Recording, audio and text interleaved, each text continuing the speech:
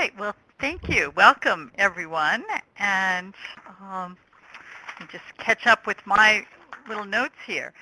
Um, as Miguel mentioned, I also work with ECF as the Associate Program Director for Leader Resources and editor of ECF Vital Practices. And you'll see some of my other, I guess, highlights of my career listed. One of the things, though, when we're thinking about any type of communications, the number one thing that I always hope people remember is to always keep your audience in mind. And you'll see that we're going to come back to that throughout the presentation. So tonight is Communications for Episcopal Leaders, and I hope, want it to be effective communications. And what's key is building trust. And as you all may know, that when you have the trust of your congregation, of your community, it makes it much, much easier when it comes to both communicating major decisions or changes, which all of us have to do at some point, and also to build engagement within and beyond our congregations. And as Miguel said, if you have a question, please use the chat box. We also have Q&A time built in the middle and also at the end. I always like to start with the Bible. And thinking about this particular webinar, I came across the passage 1 Samuel, which is very much abridged here. Basically, the story, if you're familiar with it, maybe you want to raise your hand. But we have three characters. We have Samuel, who's a young boy, who's a servant in Eli's house. And then, of course, we have God. It was nighttime. Everyone was in bed. Samuel was asleep in the corner of the main hall, and he heard someone calling his name. And he ran to Eli and said, "Here I am," because who else would be calling him in the middle of the night? And Eli said, "No, not me. Go back to sleep." And this happened several times. And finally, Eli said, "Perhaps it's the Lord calling you." And so Samuel said to the Lord, "What is it that you want?" And the Lord said to Samuel, as you can read here, that he's going to do something that people aren't going to like. And in particular, I'm concerned about something that's happened in Eli's household. And I warned him and told him that if this didn't stop, I'm going to punish his house forever. Samuel went back to bed. When he woke up in the morning, Eli said, "So, what did God want?" And like many of us in that situation, Samuel was afraid. But Eli persisted and said, "What was it that he told you? Do not hide it from me." Now, there's a couple things in here that I think relate to our topic for tonight. First of all, it has to do with God himself. God was trying to get Samuel's attention, but he really wasn't clear that it was God who wanted to speak with Samuel. So there's something there for us to think about in terms of who's trying to send the message. We also have the issue of triangulation. And for those of you who've been on vestries or in leadership positions, I'm sure many of you are familiar with what we often refer to as parking lot conversations, where rather than speaking directly to an issue, all these side conversations take place.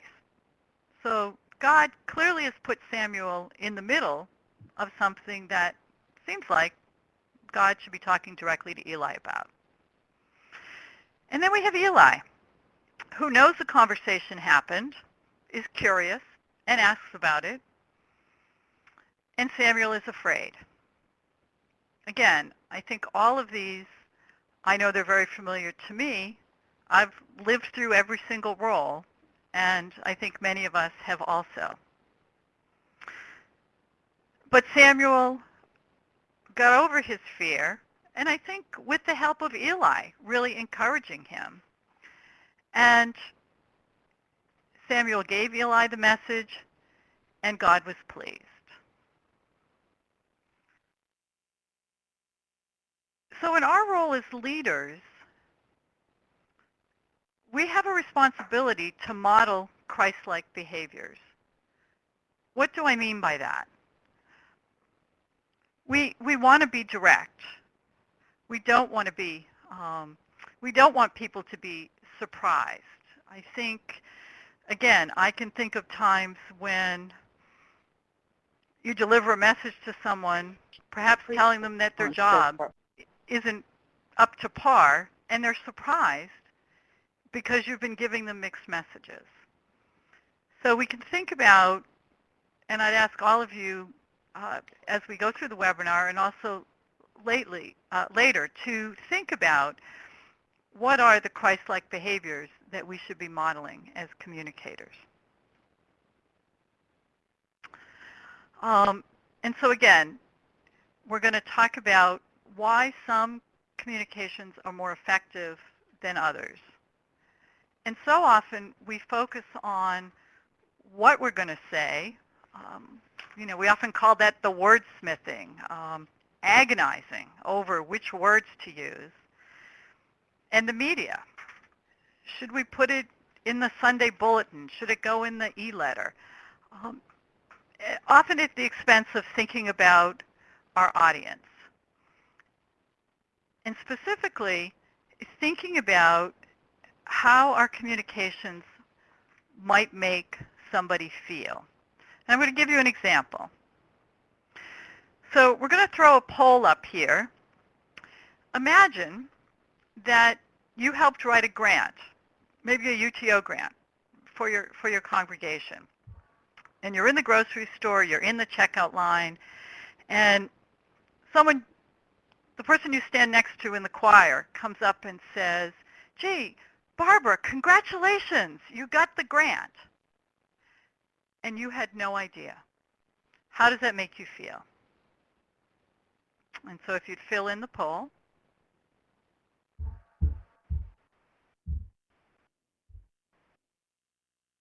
Everybody have a chance? Oh, I'm still seeing some things moving.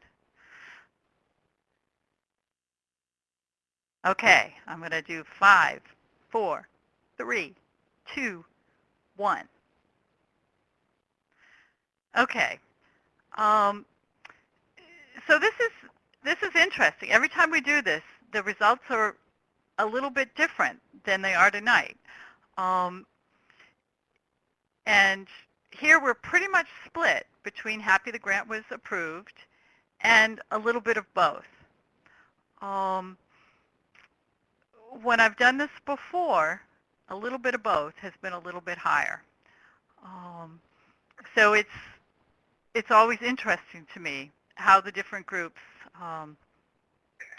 but I think that feeling a little bit hurt, insiders generally like to know first. So that's something to think about when you're thinking about delivering good news or bad news. So we're going to try an exercise now to thinking about what are the things we do, and instead of thinking of what we can do to make them successful, let's think about what we know we could do to make them fail. And before we do that, I just want to ask if anyone understands the danger Will Robinson, will you type it into the chat box? when I mentioned this to Miguel, he had no idea what I was talking about. Oh, I'm seeing multiple attendees typing. Lost in space, absolutely. That was a long, long time ago. And for those of you who don't know it, I think it was even before Star Trek. It was a family with a robot that were on a spaceship and they crashed. Think Gilligan's Island, but in space. So right now, we're going to try an experiment, and I hope this works. So we're going to ask you to jot down in the chat box, what are things that you believe hinder effective communication?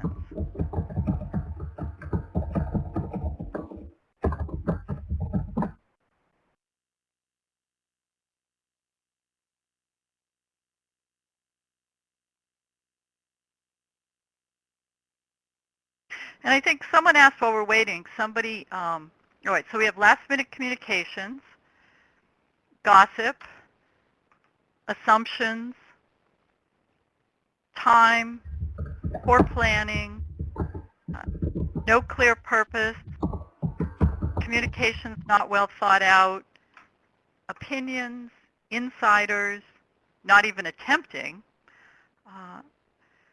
telling listeners what they already know, failure to correct misinformation swiftly and succinctly, committees, poorly worded or poorly laid out, not having a plan, being unstrategic, condescending tone, speaking over the audience's head, insider language, arrogance.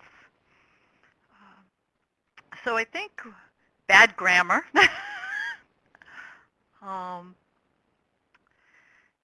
So we're getting a pretty good list here of things that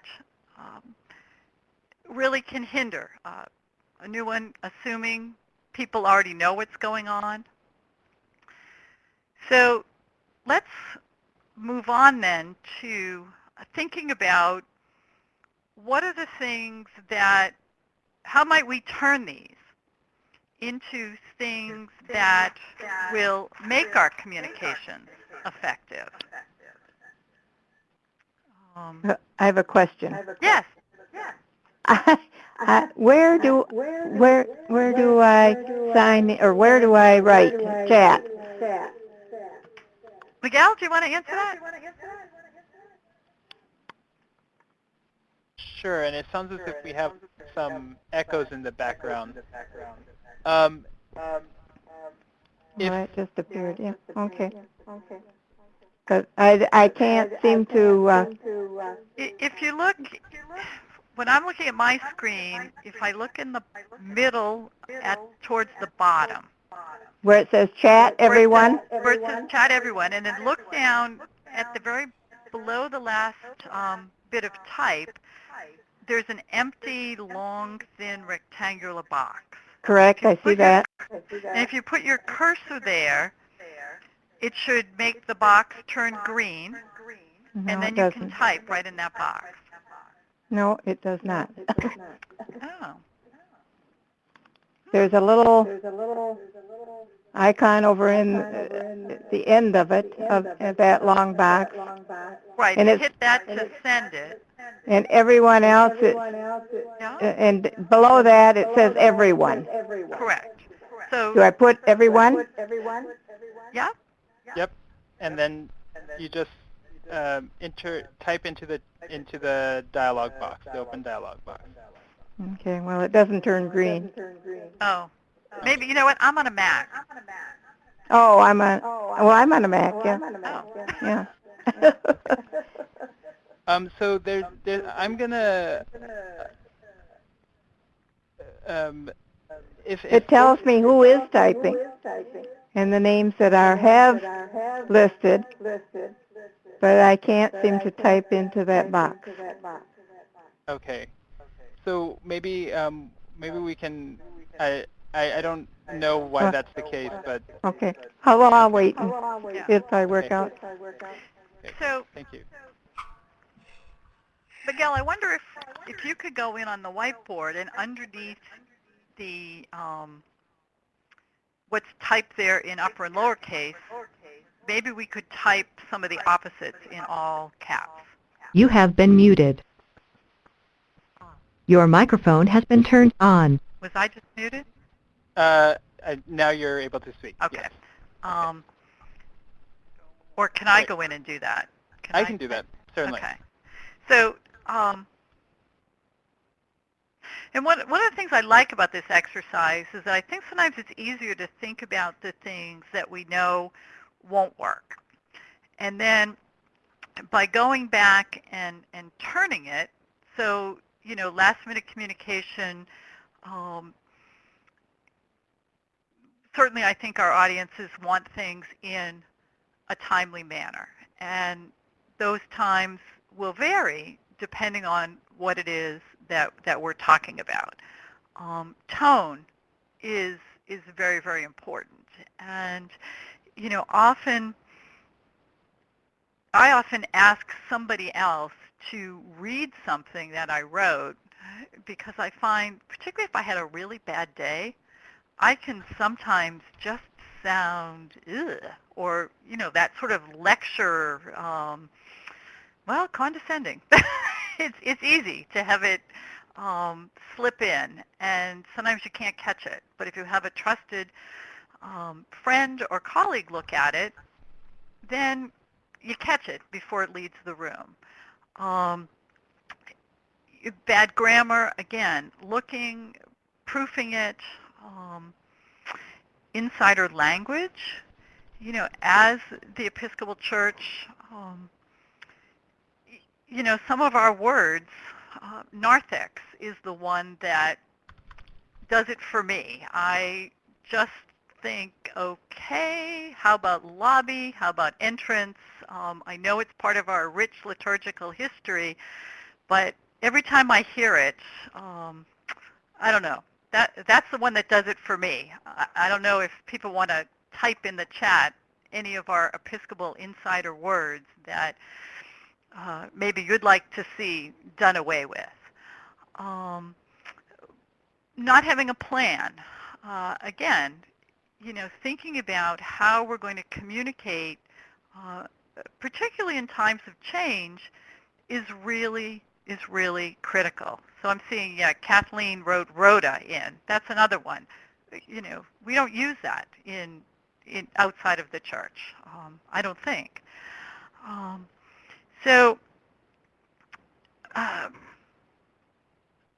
And, I think of the others people can go through: failure to correct misinformation, taking the time to correct and make sure people have the correct information. And Dibby, thank you for your comment in chat that when we do use insider words, identifying it at the same time. Even a word like Eucharist. I remember I grew up in what would be considered a very low Episcopal church, and we had Holy Communion. And it wasn't until I went to work for a seminary that the word Eucharist, I quickly discovered, was how people talked about Holy Communion. So really paying attention to the words is very, very important. We're going to include this whiteboard in our notes that we send out to you afterwards, and I would suggest that this can be a very helpful exercise to do with a group when you're trying to think through how you're going to do something.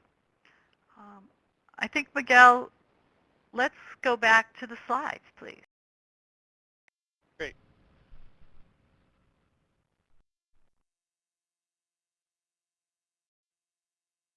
And I did note in the chat, someone I think raised the question about, well, why are we even mentioning Danger Will Robinson? And it really was as a way to point out sometimes we use language that is very familiar to us, but to someone from a different context, which could be generational, it could be cultural, um, they have no clue what you're talking about. So it's really important. So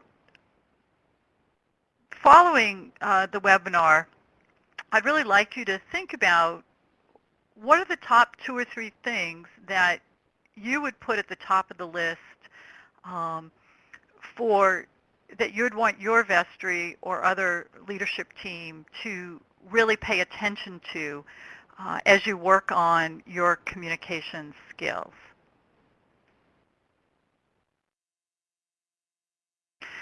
So a big part of communications is building trust. Um, I'm sure all of us, there are people we may see on the news, there are people that we meet in our daily life that we just don't believe a thing that comes out of their mouth. And that's certainly not what we hope not the impression we hope people have of us as leaders in our congregations. And so these are 5 things that when leadership teams practice them really do help to build trust. And the first is creating a safe environment. And what do I mean by that?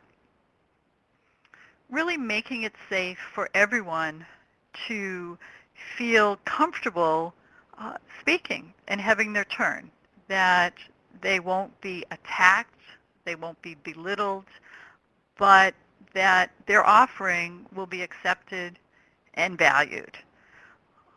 Many groups establish ground rules or norms. Perhaps we can use the show of hands feature to see how many of you have covenants in your vestries.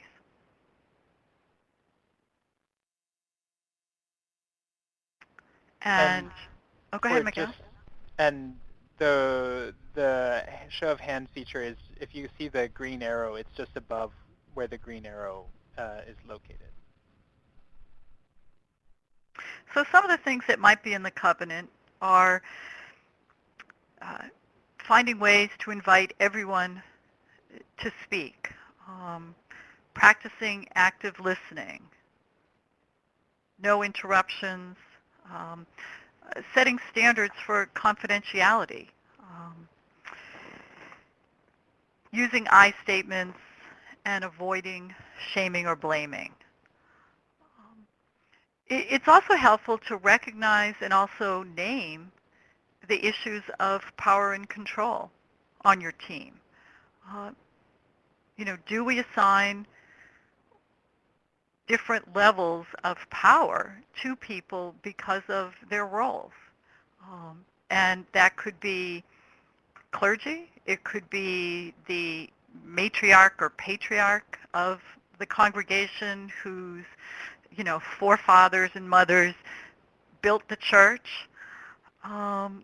Maybe it has to do with other contextual issues. And so again, what are the ways to try to flatten that a little bit? A method that I find works really well, particularly if you're having conversations around sensitive subjects where you really want to hear from everyone, can be to use the talking stick or the talking coffee cup, which is an object that you have to be holding to speak. At the Episcopal Church Foundation, our staff is scattered all over the country. So when we meet by webinar or Skype, we often go around the room and address every person by name. And while I say room, it's really going around the country and calling on people so that no one gets left out. And people can certainly pass, but it's a way for that quiet person to be heard and a way to temper the people who tend to dominate. defensiveness, I think, is something that we all need to, or many of us need to pay attention to.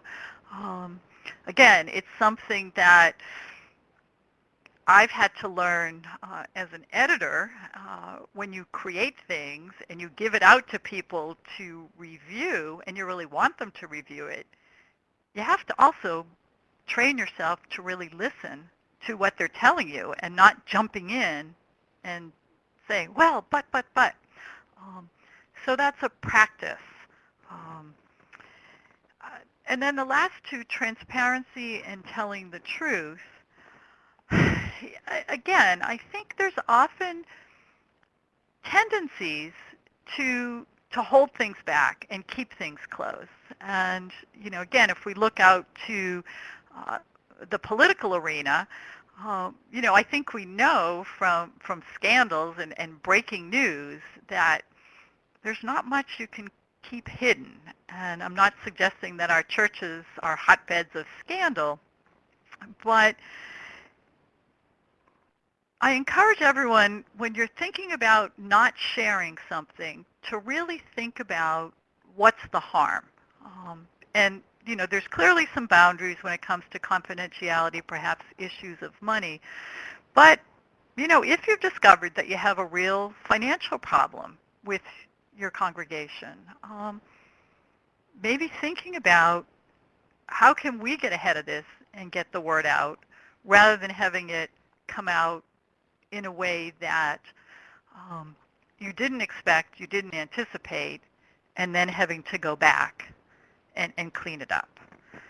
So 5, I think, really important things to think about in the resource list that is shown down in the file section. There's all kinds of resources on ECF Vital Practices that talk about these things.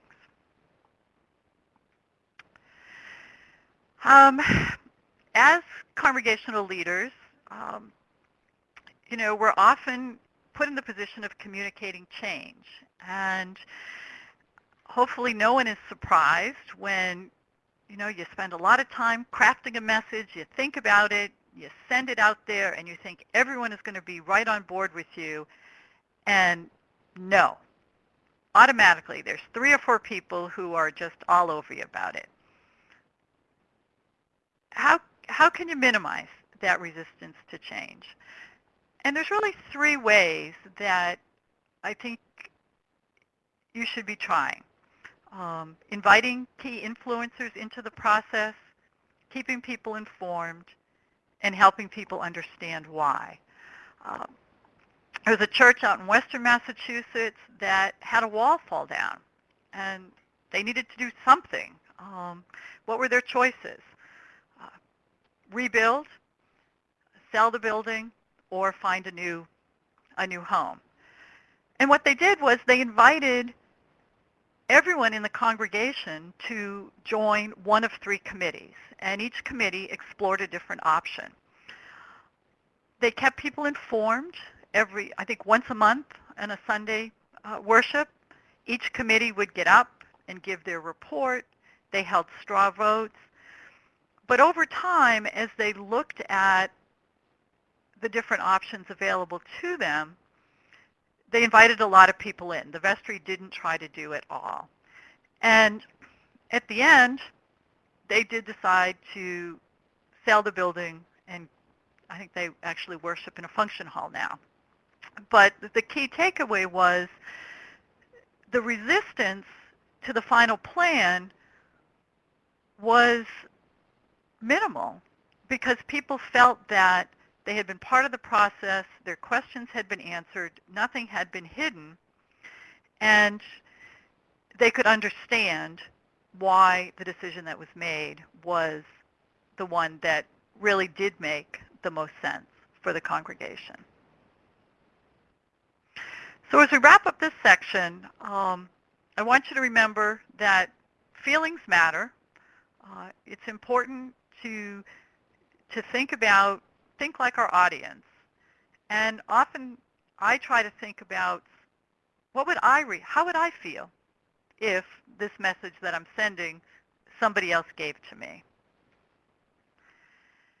And to also consider that what I call intent to impact.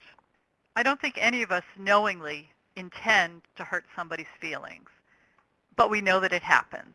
I guess the best example I can think about is Columbus when he, discovered the islands, America.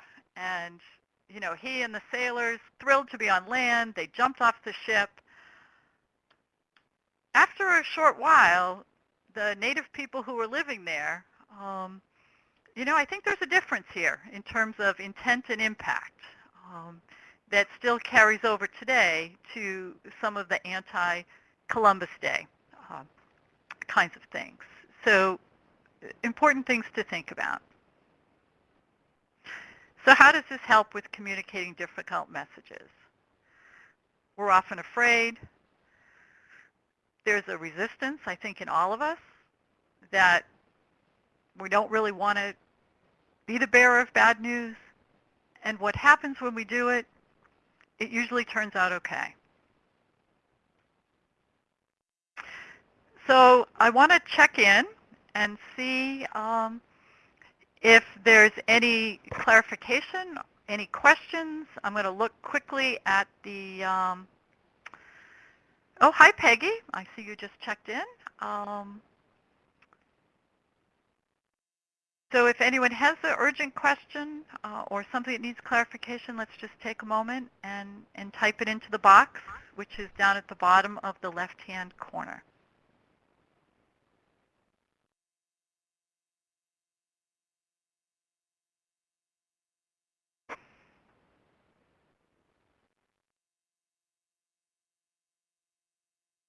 Well, I think we will. Oh, Yeah, sometimes it takes a moment. I know. This is again where I want music. Right. Some background music. Some background music or something here. And while we're waiting for folks to type their question in, I just wanted to point out on the lower right-hand corner of the screen, there's a resources section, and you can click on that and download a file, and it lists a wide variety of resources about communications. And I just see that someone asked a question about whether the slides will be available. They came in a little bit late. We will be posting a PDF of the slides, and we also expect to post a video recording of the presentation. We always give a little bit of a caveat because if when we go to look at it, it's absolutely dreadful, we may not, but I don't think that's happened to us yet. So let's see. So Dibby, the question about vestries using town hall meetings to air important issues. I'm aware of several who do that. The congregation that had the wall fall down in their church, they did several all congregation meetings to talk about the options. And at one point, I think it was midway through the process, they did a straw vote to get a sense of which of the three options the congregations were leaning towards. What happened was the vote came out pretty much divided in thirds, but that still told them something. And again, what I hear is that for those congregations who do have a meeting of the whole and talk about things, it really is a good give and take, and always better the more information you're able to share. So thanks for that question. And with the question about people being on the quiet side, what I really like to do is, when I'm leading a group, is just go around the circle and ask everyone the question, give them that opportunity. I find I'm actually in a book club, and we've got a couple of members who have a lot to say, and sometimes it's really, really hard to get a word in edgewise. So I find I use that technique at the book club as well, so that quieter people can share what they're thinking.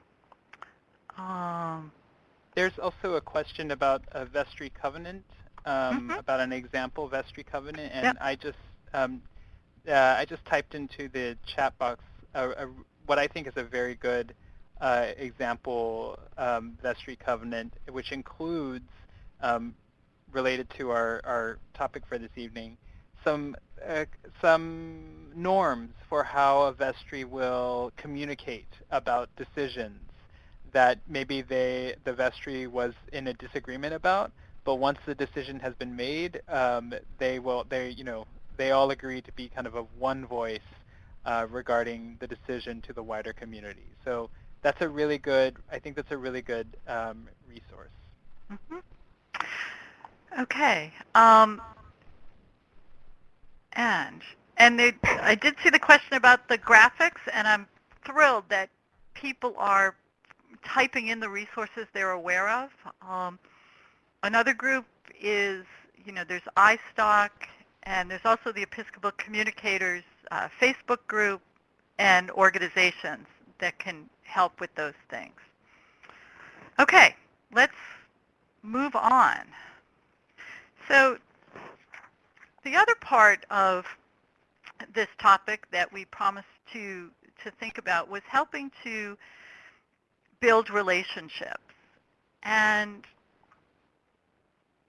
when I think about this, I sort people into sort of two groups. The people that, if asked, would say, oh yeah, I belong to St. Michael's, and yet we really don't know them, perhaps, because they're not active in the life of the congregation. And then the group that I call the people we don't know yet. And what I mean by that is that there's a lot of people, when asked, would say, I'm spiritual but not religious, who, for many reasons, don't belong to a church, and yet perhaps might find a home in an Episcopal or other church if they had a way of knowing about, well, what is this congregation all about? What is it like? And so what we're going to talk about right now are ways that we can share some of what I like to think of as our personality and our passions with these two groups of people who perhaps when they, drive by or walk by our buildings, they see structures and they see red doors. And I was at a conference 2 weeks ago where someone suggested that for many people who, despite our feeling that we're being welcoming, when they look at a church, they think of it much as they might think of as a country club, or the example he used was a fraternity, that this is a private membership thing, and you don't just walk in. And so I've kept that with me because I want to think about that a bit, and I invite you to think about that too. So we have another poll here, and what I'd like you to do, and this time you can have multiple choices, is to share with each other where and how people are likely to learn about your congregation. So if you check all at apply, please.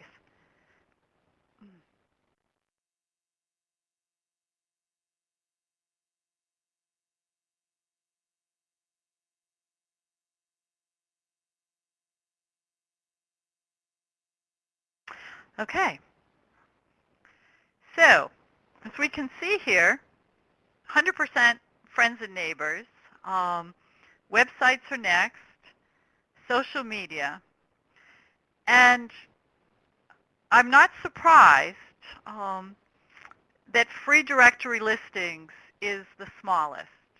And yet well, maybe other than friends and neighbors, the free directory listings is probably the best way to meet the people we don't know yet. So let's look at that a little bit more. So we're going to skip this one. Now, when we think about our websites, and you'll see how this relates to the free directory listings in a minute, would I find worship times? I expect I would.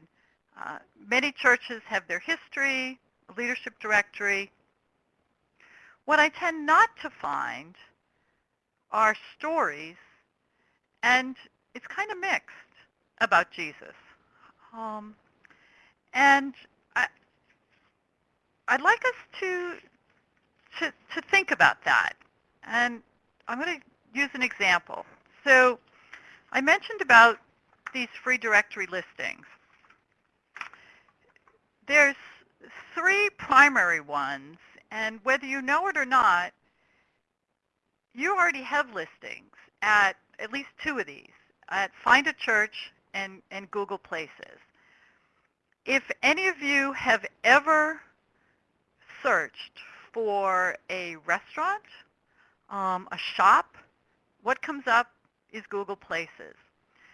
And if you Google, when you Google your church, your Google Places comes up. Now, most of them do not look like this one for St. Mark's Episcopal Church that I'm thinking. Miguel, can you see this? No, I No. cannot. Oh, okay. Well, all right. So what Google Places is, I'll get out of this then. So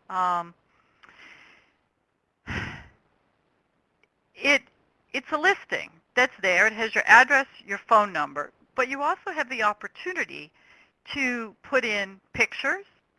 You can put in your mission statement. You can put in worship times. You can put in events.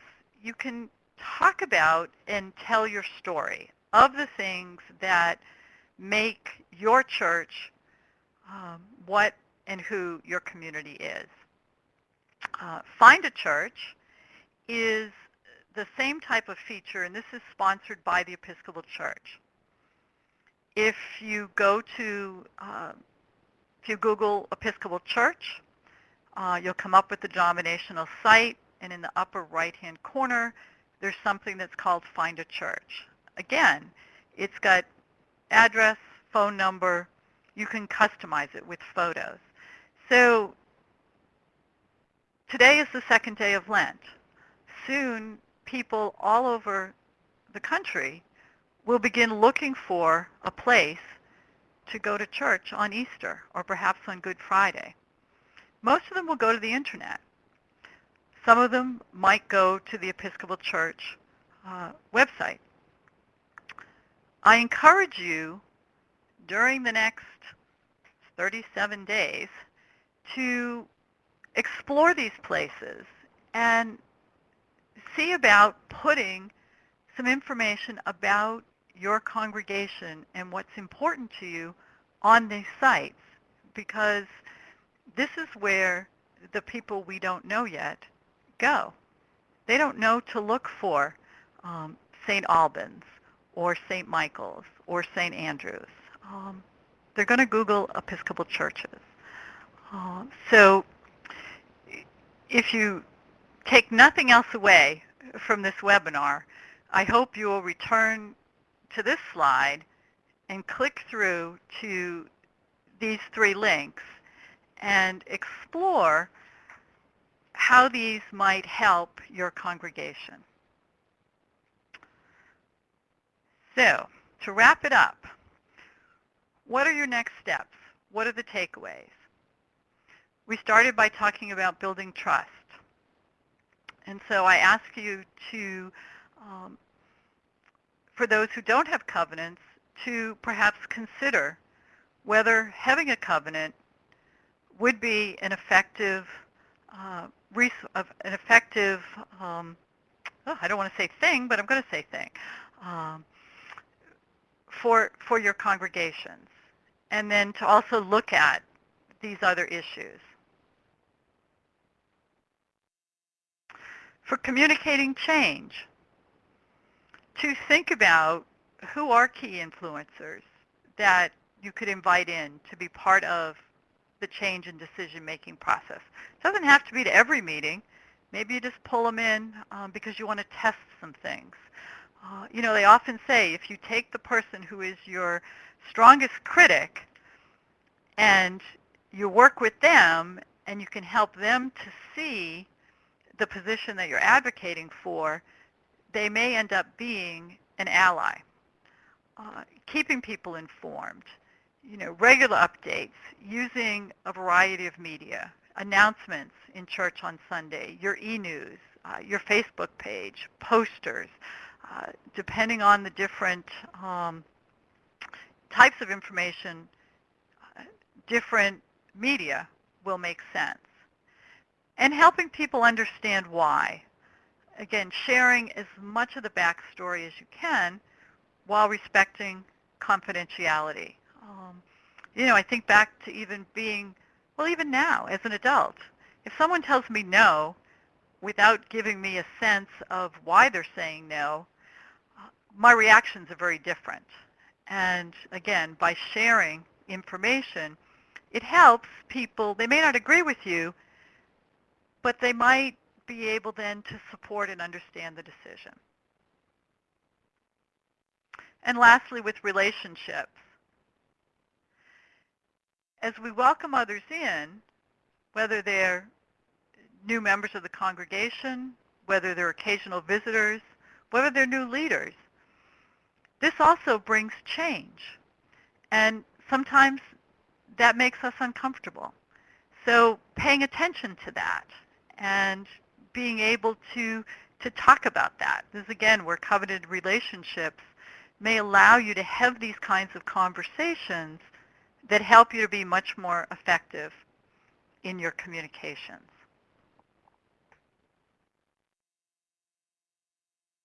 So, questions, comments. I don't know if anyone has a story of communicating a major decision that you'd like to share. Any strategies? And here, if people want to call in and do it verbally, I encourage you to do that, or using the chat feature. Let me, I'm going to type if anyone would like to call in,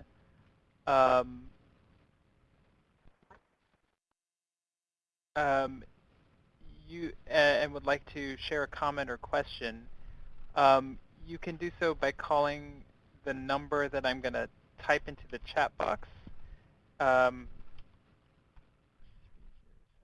then I'll also pull it up as a note as well. Otherwise, please share your comments or questions in the chat box. Oh, and Catherine, thank you for this suggestion. She wrote in the chat box that they asked parishioners to write about their faith journeys and that they used it in their newsletter. There's a congregation in Bryn Mawr, Pennsylvania. I think it's Church of the Redeemer. And they have this wonderful newcomers page where they have a communications person on staff, but anyone could take on this role, that they interview people after they've joined the congregation and at a point in time where they feel comfortable. And then they post the interviews on the website and also feature them in the newsletter. And people talk about what it was that led them to make the decision to join the congregation. The stories are so, so powerful. And I'm sure, like you found, Catherine, it really talks about what it means to be a part of your congregation when we share our stories. Oh, and I see Peggy. Yes, Ken Gardner is the communicator there. You know, people also ask me, well, how do we find time to do all of this? And what I would say is that if you really want people to understand what it is that makes your congregation as meaningful as it is, then finding the resources to do the communications really needs to be a priority. Um, Again, often I've been in work environments where, you know, I know we add on, we never take anything away. And it's helpful sometimes to just take half a day and say, what are we doing that maybe isn't getting us towards our goals and where we want to be? And can we give some things up? And, you know, finding time for someone to spend an hour a week, um, paying attention to the free directories, making sure the information on your Facebook page and your web page is accurate is really critical, because when you go to a website and, you know, the Lessons and Carols service is still up there, that creates an impression. And I don't think it's the impression that you really want to have out there. Okay, Joanne, where can we find Ken Garner's interview questions? I will find, it's Church of the Redeemer in Bryn Mawr, Pennsylvania. I don't know if someone can Google. We can certainly find a link, and oh, here it is. Laura, thank you. And when you go in there, if you look on the newcomer page, and the other is contact Ken. He's a member of Episcopal Communicators, a very, very generous person, and I know he'd be thrilled if people want to adopt what's worked so well for him and for the people at Redeemer.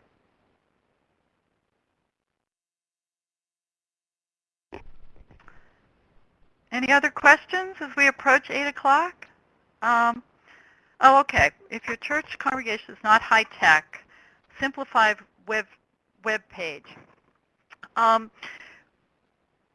WordPress sites are fairly easy, and the best resource I have for that is, and I know we have some people from Maine here, Heidi Schott, who is the communicator for, I'm typing this, of the Diocese of Maine, has what I'm going to call a cheat sheet for setting up simple WordPress sites.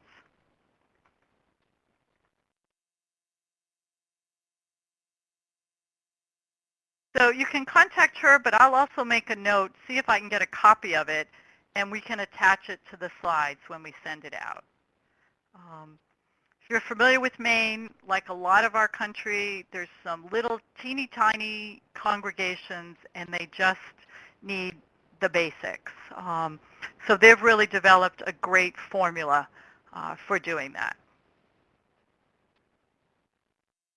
Are there any other suggestions from the participants about website services that you're using? I would have recommended the exact same thing. WordPress is the one I'm most familiar with.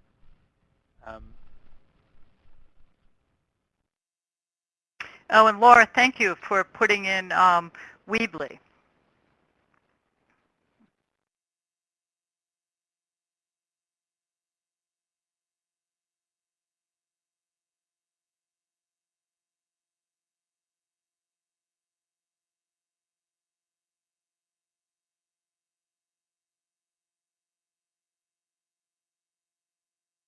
earlier, earlier Nancy raised the question of how, how do you get communications and stories shared in an ongoing way when resources are small. I think one of the things that we have found helpful is to really identify those times in the year when it really, really, really counts. Like, as Nancy noted, visitors are going to come Christmas and Easter, and that's when they're really searching. So if what's in your capacity in terms of sharing a story about a faith, having a layperson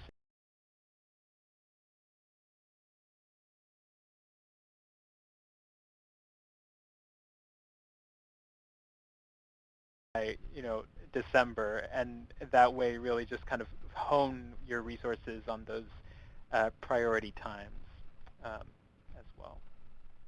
Yes. Well, it's some really great conversation, and I'm also seeing it's 8 o'clock. So Nancy, what if we just take it to the contact information and Sure. yep, Exactly. and let me So, type this. can we move the discussion notes? Yeah. So at the end of the slides, which will be posted on the website and which we'll also send to you as a participant in the conference, correct, Miguel? Yes, absolutely. Gives you the links to ECF and to ECF Vital Practices. You also have our emails in addition to Miguel and me. Brendan Hunter is part of our team. And these are some of the how-to resources that each of these really is a key, if you will, to a lot of other resources behind them.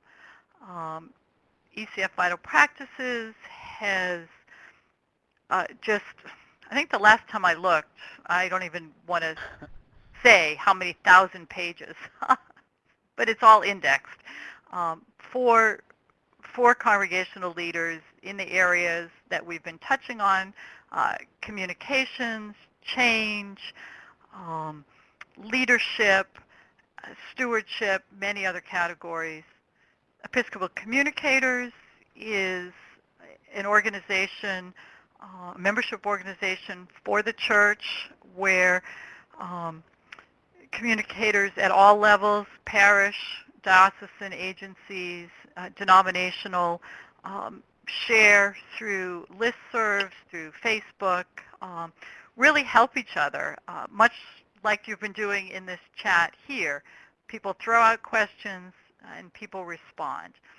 And then the Episcopal Church Office of Public Affairs has something they call the toolkit, which really is a wonderful collection of resources related to both the liturgical and the secular calendar.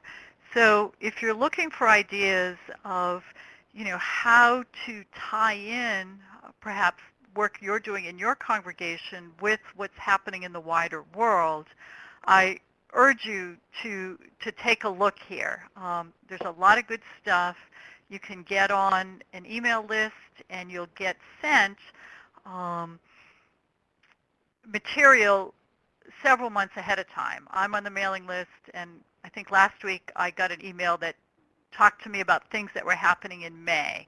So if you remember when we did our whiteboard exercise, getting things in a timely manner. And this toolkit is they're very good about getting stuff out to people early so that you can plan what you might want to do around either liturgical or secular calendars. And I think that's the end. Wonderful. Well, I will be sending, I don't know if, I will be sending out an evaluation form, a survey. I don't know if anyone received, if anyone noticed that they received the email with the survey link earlier this afternoon. That was I actually did. that was a mistake. We'll be going and sending that out again now that you actually have attended the webinar. We really do rely on your feedback to continue to improve our webinars, and really will appreciate you taking the time to do that. So I'll send out another email with that same link, and hope you will send your feedback. Thank you. Great. Thanks, everybody. I appreciate you joining us tonight. Have a good night. Bye now.